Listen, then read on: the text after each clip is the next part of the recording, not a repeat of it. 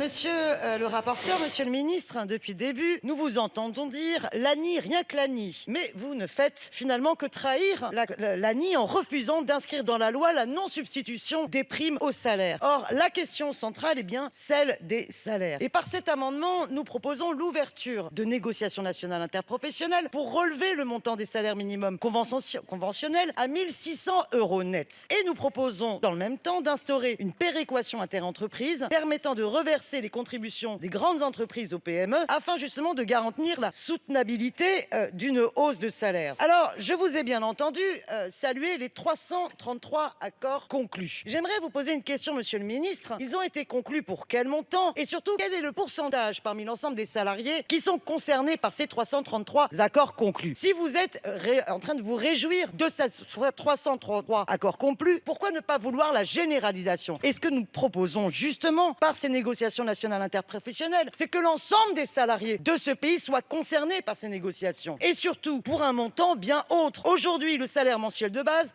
aurait augmenté de 3,8% dans le privé. Or, l'inflation, vous le savez pertinemment, est bien supérieure. L'alimentation, c'est 12%. L'énergie et le gaz, c'est 15%. Alors, il faut cesser, comme nous l'avons entendu de la bouche même du rapporteur, de s'opposer à une hausse générale des salaires, puisque vous avez dit exactement que vous n'étiez pas favorable à une hausse générale des salaires. Or, ce qui est, c'est nécessaire. Et je voudrais quand même vous rappeler qu'en Espagne, il y a eu une augmentation de 30% en 3 ans. Dans le Royaume-Uni, 30% en 5 ans. En Allemagne, 25% en 2022.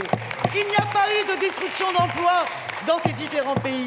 Et par contre, les entreprises du CAC 40 payent simplement 4,5% d'impôts. Alors, Madame la il est députée.